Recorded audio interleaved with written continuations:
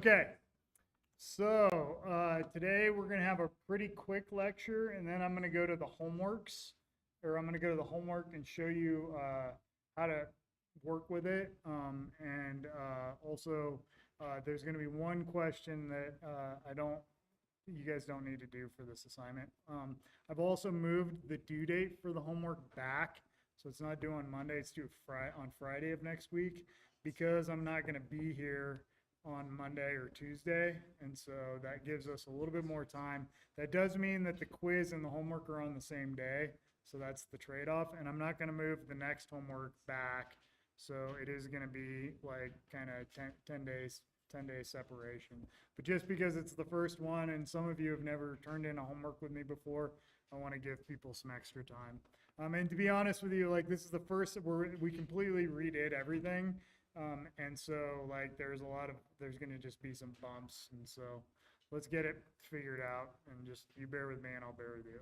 Today we're going to talk about paging and ordering, and basically how to control the flow of data that we get from the database. Paging is a pretty common feature that you can find all over the web, any website you use. So this is an example. It doesn't look like it's paging, but if you click more results, what you're really getting is the next page of results. And so the terminology that people use is paging. Sometimes you'll see more explicit examples of paging on websites. So I think this is from Backcountry or Steep and Cheap or something like that. But when you're browsing some results, you'll see at the bottom sometimes what's called a paging widget.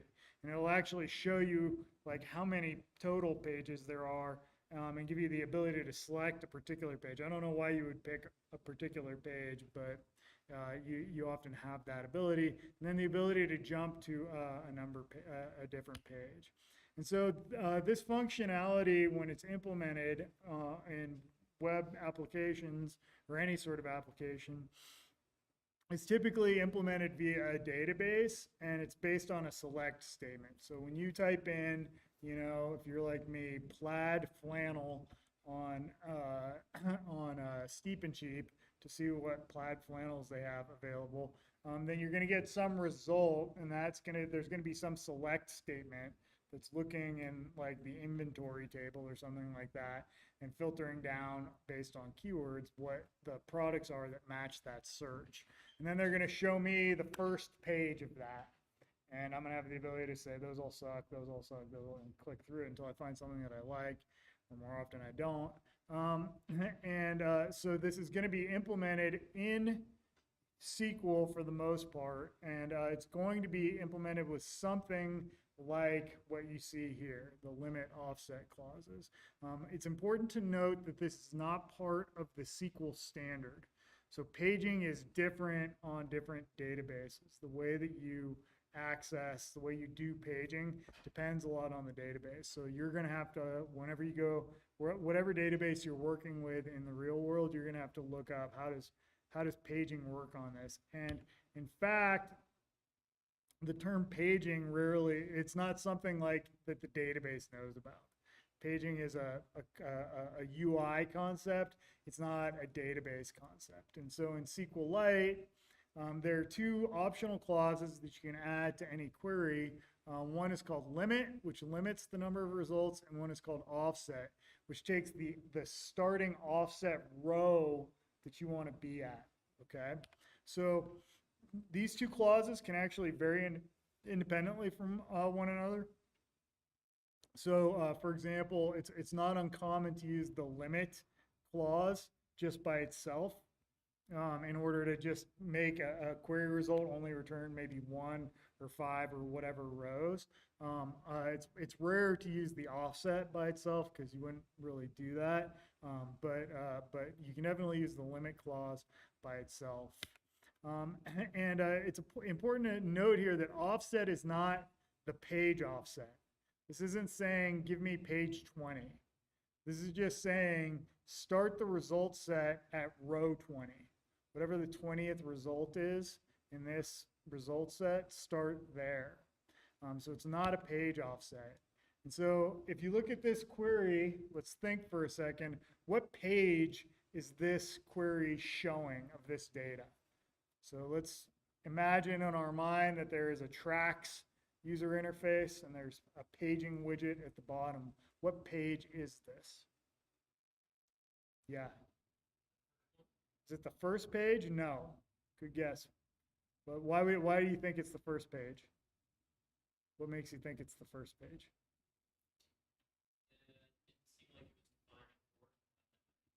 Okay. Look at the offset and limit and think about it. Yeah. Page 3. Why is it page 3?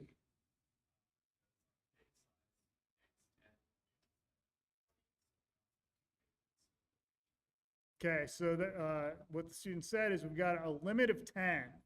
That limit is defining how many elements are on each page, right? And then we've got an offset of 20. And so that takes us 2 from the first page. And so if the first page is 1, then the third page is, or if the first page is 0, the second page is going to be an offset of 10. So you're going to skip over the 10 that were on the first page. And the offset for the third page is going to be 20. You want to skip over all the tracks on the first 2 pages. So this is page 3 with a page size of 10. So these are the offset and limits that you would expect for page 1, page 2, and page 3. Okay? And note that this offset depends on the limit that you use. If the limit was 20 or 50 or 100, I don't know about you guys, but I always like go to the drop down and set it to as many things as possible because I don't like clicking through. I just want to see as much as possible. They don't make it that way by default because they don't want to render all those images because it costs some money. So first thing I do on most search websites is I go and try and crank up the result as much as possible. Question? If you were to use an offset like 25, yeah. to show you like 25 or 35? Yeah, so the question is, what if you use an offset that didn't make sense from a paging perspective, like 25?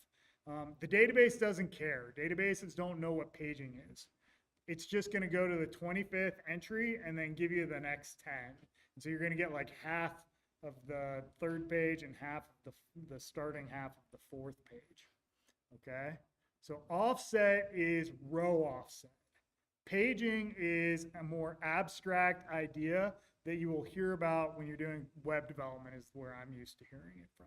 But they're different things. And offset and limit, like you have to implement paging using these concepts, okay? And so there's an underlying mathematical relationship between the page and the offset and so forth. And as the student kind of got at, it's basically your offset is going to be whatever your page number is minus 1 multiplied by whatever your limit is.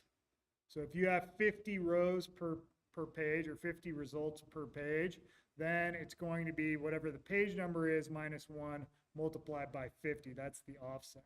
So if the offset, if you're on page 1, it's going to be 1 minus 1, 0 times 50. If you're on page 2, it's going to be 2 minus 1, 1 multiplied by 50. So your offset's going to be 50. If it's on page 3, it's going to be 3 minus 1 is 2, multiplied by 50 is 100. So your offset is going to be 100. Okay? And that's because our humans think in base, we think of like 1 as the starting count, and computers think of 0 as the starting count. So that's why the math is a little funky there. Okay?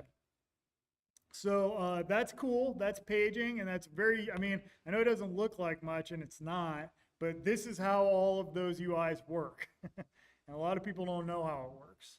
So now you know how to implement paging in whatever application you're using. And if you use an ORM, we'll talk about that later, then you'll see some ORMs have paging, the idea of paging baked into them. They take care of it for you. So paging, very useful, but one thing that can happen, and it depends on the database, but paging doesn't really, when you have a notion of paging, it's important to have a stable ordering of results, okay?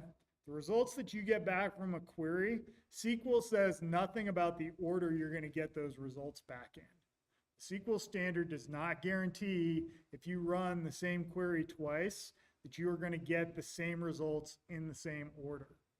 If you don't explicitly tell it anything, okay?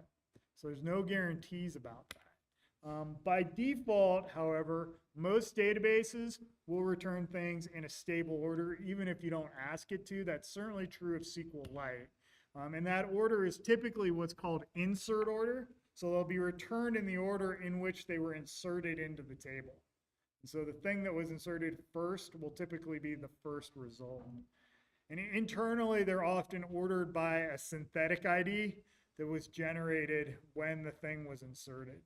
So SQLite orders by something called row ID, which is mapped to the primary key typically, okay? So you're typically going to get a stable order, but sometimes you want to order by something else. Sometimes you don't want to order just by the insert order. So for example, you might want to select everything from the tracks. Here we're taking the third page, but we want to order by the length of the tracks, how many milliseconds the track took. And so the order by clause in SQL, which is standard, is what allows us to do that. So you can order the results of a query by a particular column, okay? And that column can be anything that's any of the tables that are in your join. And what we'll see here in a second is while order by is standard, the modifiers for order by, the details of the order by can vary by database. And so it's, once again, I'm sorry to tell you something where you're going to have to know what database you're using and look into the details of what that database supports, because databases often have little subtle differences between them. The one place where you can't use any column you want to in an order by is if you do a group by. If you do a group by, then the only things you can order by are things that are specifically named in the select. Because the ordering is done after aggregation. So the rows are not ordered before aggregation, they're ordered after aggregation. So if you want to order by, for example, the count of tracks on an album, that's fine, but you can't order by track's name if you're doing a group by album ID. Track name is not part of that aggregation. It goes away because all those tracks get collapsed down into a single row. For that example we were looking at in the last lecture, where we were getting the track count. So you can order by track count, but you can't order by track name, for example.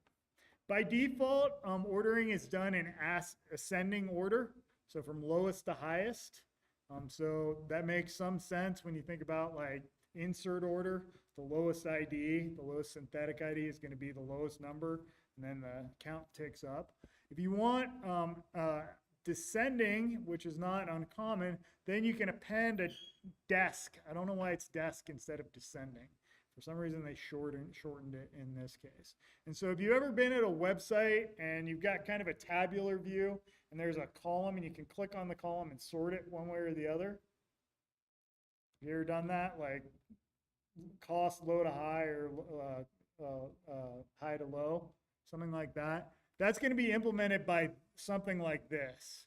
That's changing an order by column from ascending to descending by concatenating desk to it or something like that. You can also use ask, ASC. Again, I don't know why they didn't just use the whole word ascending like they do in most of the rest of SQL. But ASC means I want this in ascending order if you want to explicitly say this is an ascending order. So again, you guys are going to implement for the web app in the class, you're going to implement that. There's a view, I think it's the tracks view, that you can sort by ascending or descending order, and you click on a header and it'll sort by that. It'll sort by that column. If you want to sort by multiple columns, then you can use a comma separator between them. So you can say sort by this column, then by that column. So here we're sorting by milliseconds and then by name. And what does that mean? What that means is that we're going to sort tracks by milliseconds, and then any tracks that have an equal number of milliseconds, we're going to subsort those by the name of the track. So you're going to get, and it's going to be low to high because we don't specify anything here. So it's going to be if two tracks have the same exact runtime, then it's going to be an increasing alphabetical order from A to Z. Okay? And the way that's achieved again is by a comma separated list of order by columns. Okay? Useful. I don't know. I don't see this a whole ton in the like on the web, but in enterprise applications, it's pretty common to be able to sort by multiple columns, sort by this, then by this. That's something that comes up a lot in like business applications. So. What about nulls? Good old nulls. What does a null mean when you're ordering values? Kind of depends. Depends on the database. It depends on like the conceptual note. What does null mean? What does null mean? What? Zero? Does it mean zero? Yeah.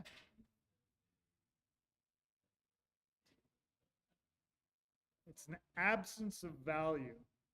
So is an absence of value greater than 10 or less than 10? Feels like it's less than 10 to me. Is it greater than negative 10 or less than negative 10? Less than, maybe? Is it less than negative infinity? Is it less than not a number? Nobody knows. It's null. Nobody knows. This is the problem with null, and this is why people don't like it.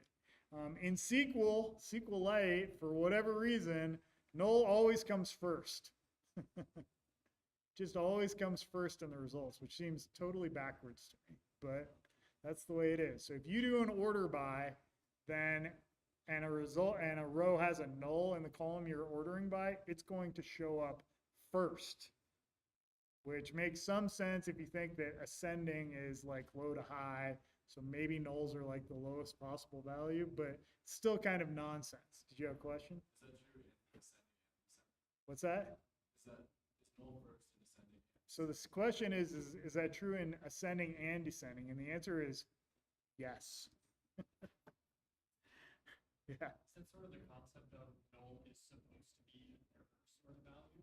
Maybe. Why would it be first though? Why wouldn't it be It's not- last? It's like always at the top. It's the first thing you see. It's like, oh, hey, we're missing that. I like it. I like that you're advocating for this insane decision, the SQLite.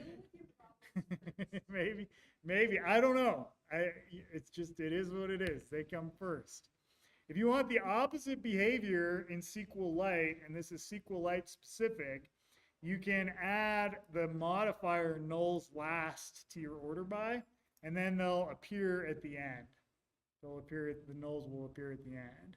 And it doesn't matter if you use ascending or descending. It doesn't establish what null means. It just takes all the nulls and puts them at the end, regardless of if you're doing ascending or descending. So null, tricky. It's a tricky value. Nobody really knows what it means, okay? Question.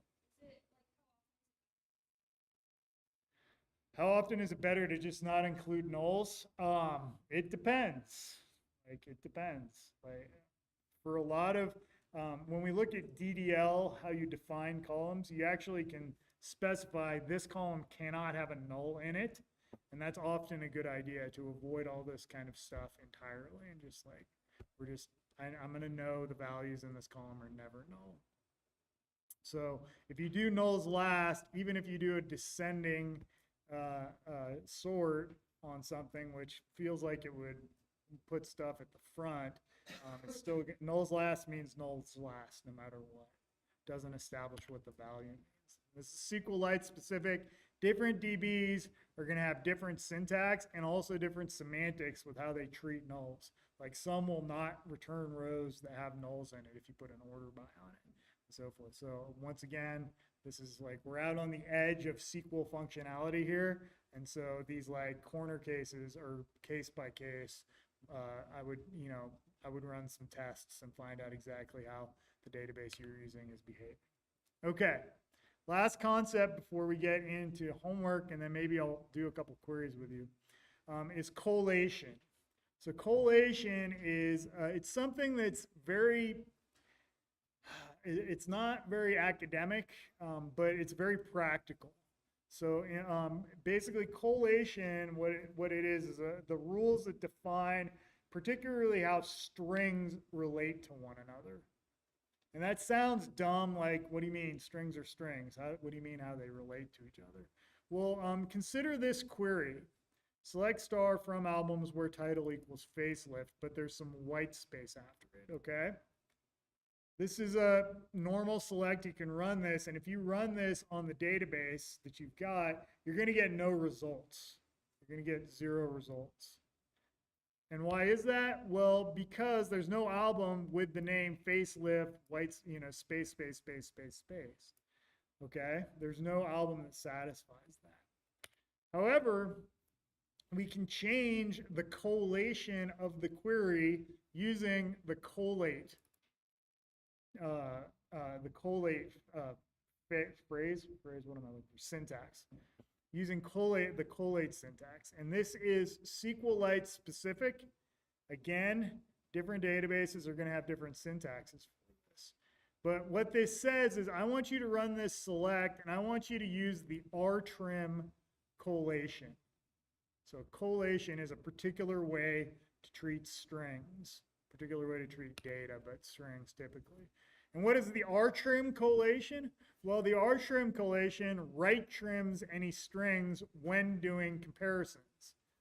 And that removes any rightmost white space. Okay? And with this collation in place, we will this query will actually match the album with the name facelift, even though it doesn't have spaces at the end of it. Okay? Why would we use this collation? Why would we use this collation in a query? Yeah. You have like something and something, the first thing typically will have white space in between that and or like a different word. So Yep. if you're looking for something, you just get another type of space and you call it something else. Right. Have space. So it's a little bit more user friendly. If someone accidentally puts white space at the end of a search, it'll still match properly. So it's a little bit, it's a step towards fuzzy matching, where you don't require an exact match. White space is ignored to an extent. And that's not uncommon when people are using interfaces like text entry interfaces for them to accidentally include a little bit of white space at the end. Question. But it's still only not exact. It's still only it's going to do exact matches between strings after they've been right trimmed.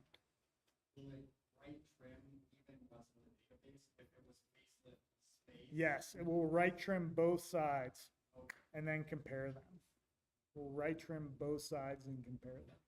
That's the collation. That's what collation is. It's like how do strings especially is where it typically comes up. How do they relate to one another? Okay. So in any database, there's going to be a default collation for the whole database. And in SQLite, that is case insensitive ASCII. Case insensitive ASCII. Okay? I think. It might be case insensitive UTF-8. Need to check. But it's case insensitive. And that's a collation. So what that means is when you do searches in SQLite, they're by default case insensitive. And you might not want that. MySQL, for example, is case insensitive as well. Postgres, the default collation is case sensitive. Okay? And so those behave differently. If someone accidentally has the caps lock key down and types in something on a Postgres system, if you haven't explicitly set the collation for that database, it's not going to match. Or more likely if they just type all lowercase or something like that. Okay? So depending on the database, you can modify the default collations for the entire database, for particular tables, for particular columns in tables. And then here you're saying we're modifying it for a particular query. All of those are possible. But basically what it boils down to when you hear collate is think, how do strings relate to one another? What makes two strings equal to one another? White space, capitalization are the two big things, okay? But also character set. So another important concept that will come up in your career when you're working with database. Okay, we're gonna do these queries if I have time after showing you how the homework works, okay? So let me go over to IntelliJ. And let me go to my 440 thing. And so a couple of things that I want to note. This is homework 2. Hold on, jump to source. So this is homework 2. So this is your first homework. And this is the first homework that we're doing where you're going to be using the auto grader and submitting a result, okay? And because of that, there's almost guaranteed to be bumps. I've had one submission with 366 and it went pretty well, but this is the first time I'm doing it in 440 and I anticipate some bumps, but hopefully it'll work, okay? So here's the homework, and I apologize, but the ordering of the tests is bad. Actually, before I even get there, let me explain what this is. So the way my homeworks work, if you've never taken a class with me before, is most of them anyways, I give you a test class that has a series of tests in it, and then your job is to fix those tests. And if you've never seen this before in IntelliJ, what you're going to do is you're going to open up homework 2. And the easiest way to get to homework 2 is to type Control O or Command O, and then type homework 2. And that's going to bring it up in the navigation bar, and then you can hit enter and you'll jump right to it, okay? And if you want to see where that is in the code base, it's under source test Java CSCI 440 homeworks. So this is where all the homeworks are, homework 2, 3, 4, all for the rest of the semester, okay? And what you're going to do is you're going to run these tests by, and what I did right there is I right-clicked and I ran it, the entire test, all of them. So I clicked on this little play icon and then I select run, and that runs the test. You can also, and I think this is better in most cases, debug the tests. And that'll run it in debug mode. We'll talk more about that later. And what you're going to see is the tests are all going to be failing when you start, okay? Let me revert this really quickly. Get rollback, where are we? Roll that back. So let me rerun this. And so all these tests are failing, okay? First time we're doing this, I want to show you an error that is a bump. This is a bump. When I click on, for example, this test, select artist whose name has an A in it, it's going to say the prepared statement has been finalized. The reason for that is that we deleted the implementation and now it's an empty query. And this is the insane error message that SQLite gives you if you try to execute an empty query. The prepared statement has not been finalized. This is SQLite's way of saying there's no query. So if you see this, don't feel bad. There's nothing wrong with your configuration. What I should have done, and what I will do next semester, is do select 1 in here, and then now it's a real query, and when I run this test, which I'll show you in a second, we won't get this crazy error message. But if you see the prepared statement has been finalized, that's SQLite's way of nicely telling you, I need a real query, please, okay? Get used to bad error messages. You're a computer programmer. So I've changed this a little bit. So I'm going to focus, and again, this is something I apologize for. The tests are not in the order easiest to hardest. They should be. And so I apologize to you for that. I'll try and figure out for the next one what the right order to go in is and maybe send it out as an update. But next year's class, we'll do it in the right order. So I apologize for that. But the easiest homework problem to fix is select artists whose name has an A in it. So this is that test. Now, previously what I did is up here at the top, I clicked on this and I ran it. What I'm going to do now, and note you can double click on a test to jump to it.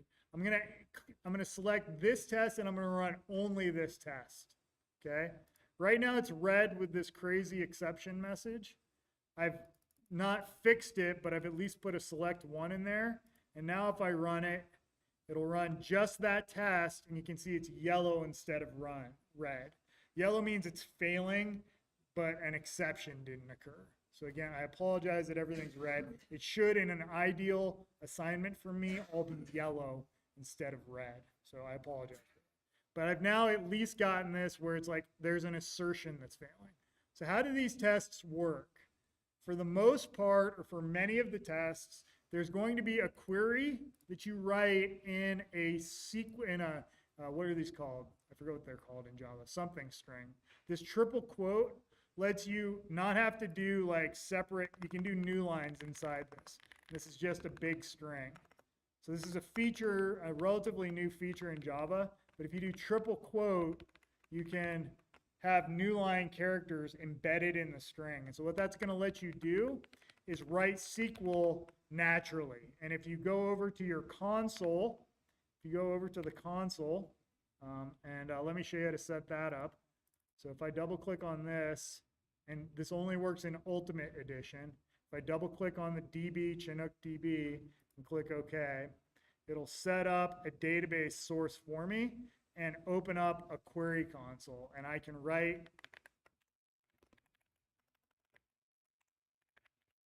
tracks. I can write SQL and I can run this SQL. So for example, if I select this, and by the way, you can see what I'm doing down here. It shows you the keystrokes that I'm using to achieve all this. So I hit Alt Enter and that ran that query. And with these new types of, with this new type of string in Java, what you can do is just copy and come over here and paste it, okay? And then I can run it again, okay? So select artist whose name has an A in it. Well, let's come over here to the query console and we're gonna do select star from artists. Come on, baby. And this is going to be a query that, so we're gonna just write like a standard query. So how do we get all artists who have an A in their name? Let's take a quick look at the artist table. Tables, artists, columns. It's like we got a name column. So what do we do? Select star from artists, where name equals, has an A in it.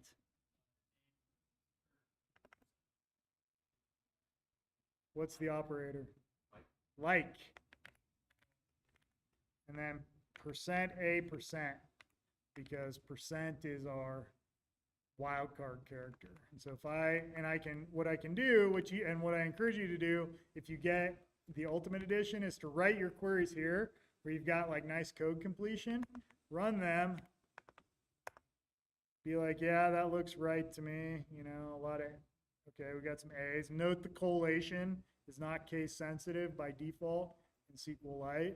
And now what you can do is copy this, come over to homework 2 and paste it in, and then run the test. Sorry, I'll show you that again. Click on this and run the test. And sure enough, that test is now passing. That test is now passing, okay? So I can come up here and I can run all the tests in this homework, and you can see 1 is passing. So 1 passed out of 6, and I've got 5 more to go, okay? You're gonna start working through them. In these queries for this assignment, the comments recommend using a subselect. Comments recommend using a subselect, where you say select something from something where something in.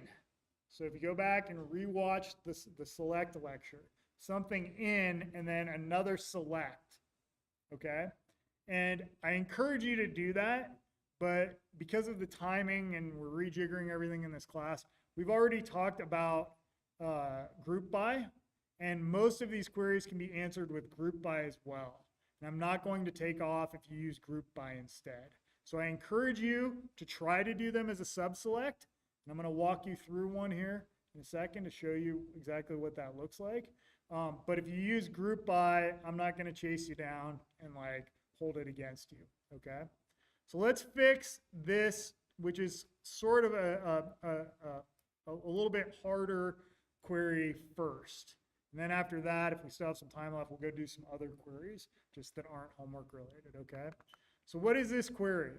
Select employee who's been at the company the longest.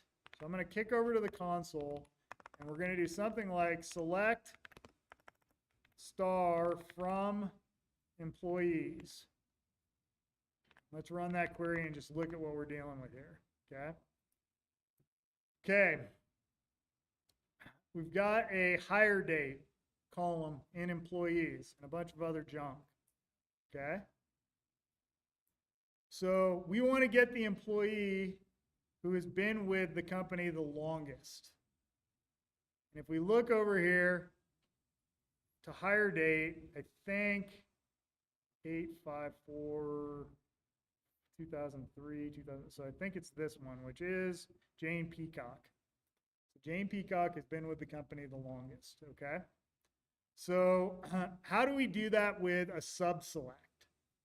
How do we do that with a sub-select? Okay. You guys now know about order by and limit, and so it's very easy to do this with an order by and limit. Okay, but normally people want, let's do it with order by and limit just to see it. Okay. Order by hire date, ascending or descending? Ascending. Let's be explicit. And then what would we do? Limit 1. Okay, that's the cheater way, or not the cheater way. That's the way you might do it if you know about order by. But normally you wouldn't know about order by. So let's do the same query using a sub-select instead. Okay, so select star from employees where hire date equals. Now let's do a sub-select. What do we want the hire date to be equal to?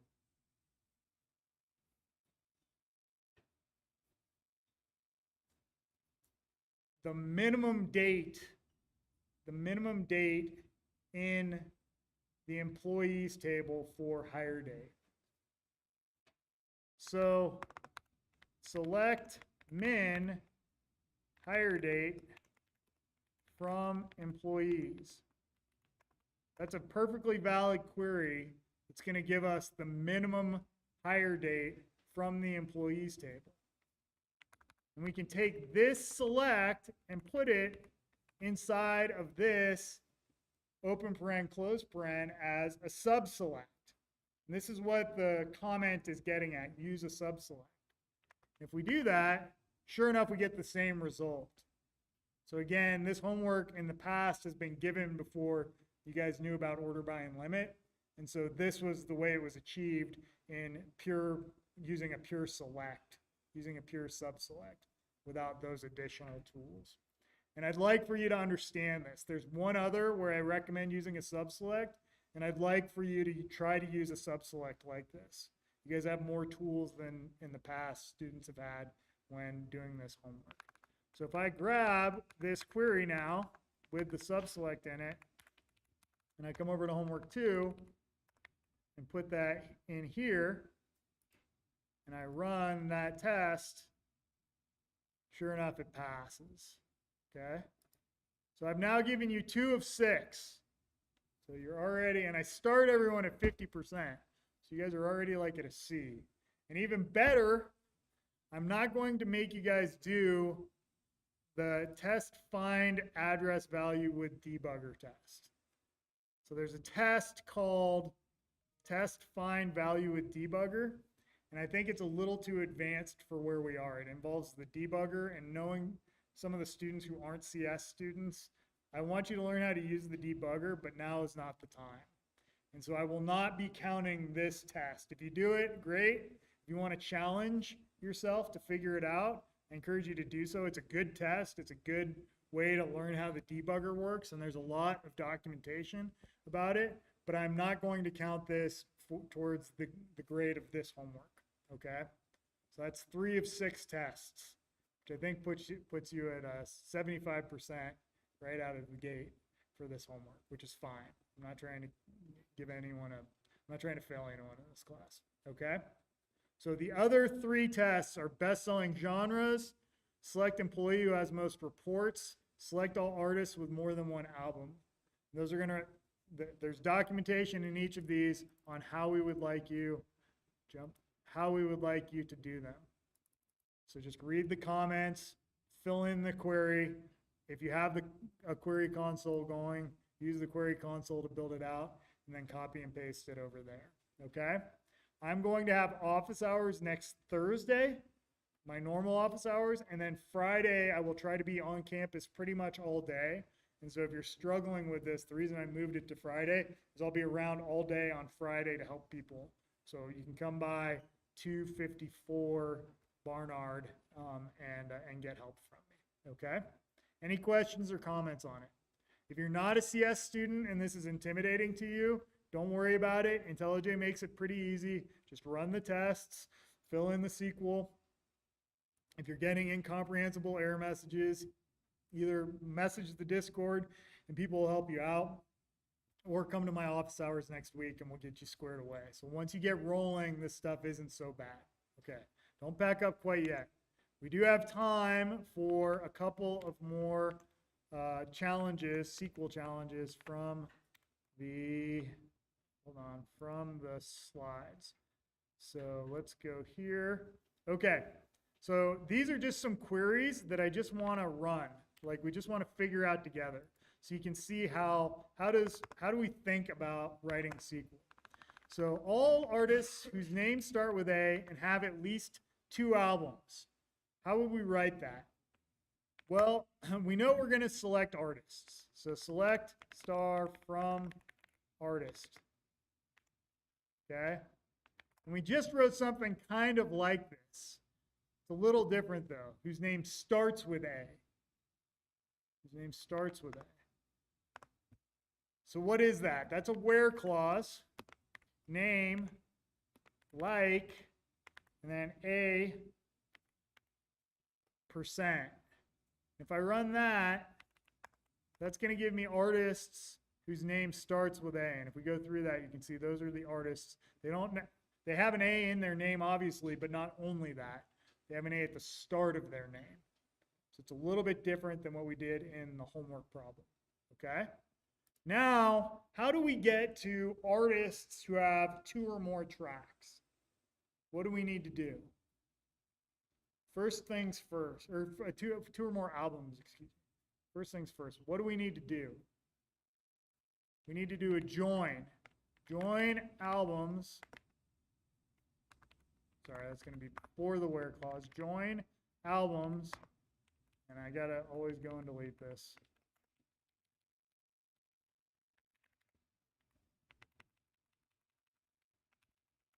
Okay. So now when I run this, I'm going to get artists joined to their albums. Cool. But note that I'm getting multiple rows per artist. I'm getting 1 row per album. So what's the next step?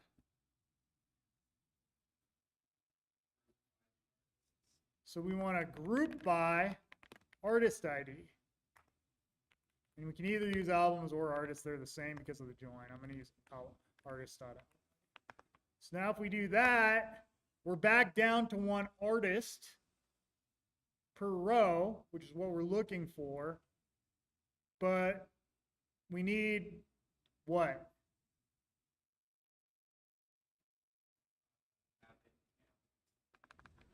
We need a count. So count star as album count.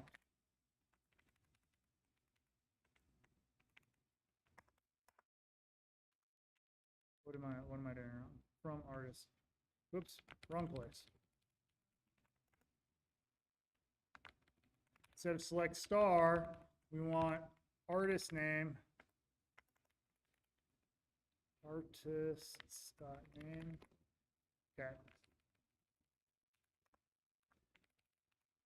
So what this is going to do is we've collapsed these rows, these artist rows, where we had multiple rows per artist album combination. It's going to collapse those multiple rows down to a single artist row. And now it's going to produce a count of the number of rows per artist. So we're grouping by artists ID. So if we have two albums that are associated with the same artist, previously when we weren't grouping, we had two rows, but now those rows are going to get collapsed or grouped together, and we're going to get a count of the number of those rows with that count star. Okay? But we only want artists that have two or more albums. So how do we do that? Yes. Count star greater than or equal to 2 or greater than 1. But we need to use a having clause because the filter is on aggregated data. It's not on it's not on data in the pre-aggregation query, it's in the post-aggregation query. So to achieve what we want, we need to say having count star, because you can't use that synthetic name for some reason, greater than or equal to 2.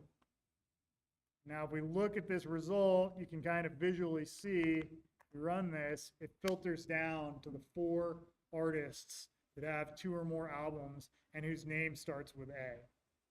Okay? So that's the way you incrementally build up that query. You have to understand pre-aggregation and post-aggregation in order to write this query correctly. And there are questions in your homeworks that are going to rely on you understanding that distinction. Okay. All tracks in the rock genre, this will be the last, we don't have time for it. I'm going to throw these in at the end of classes. We'll just like do them just as exercises at the end in the next few classes, just so you can see like how to think about querying, because I think this is a useful thing for you to see. Question? What's that? So the question is, how does count star know you mean like albums? And it doesn't.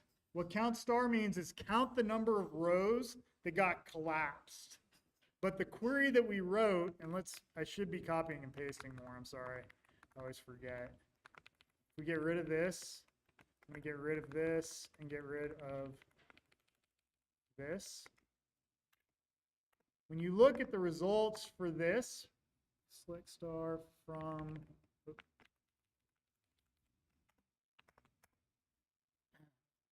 it doesn't know about albums. It just knows that there are multiple albums for AC/DC, for example. That's all it knows. Okay? So it's not counting albums. It's the structure of the query that we made that dictates that there is 1 row per artist album combination. Okay? So the fact that I called count star album count is me imposing a concept on top of this, what's fundamentally a set operation. Like at the SQL level, it's all set operations. And so when you do these aggregations and these collapsing and these aggregate functions, you have to understand what the underlying query is. What's the input data? This is the input data. This is the pre-aggregation data. And then after it's aggregated, each row that has the same artist ID gets collapsed into a single row.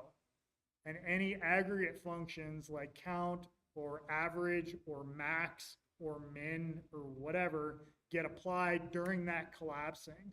And then you get post-aggregation data. If you want to filter on the post-aggregation data, you use the having clause.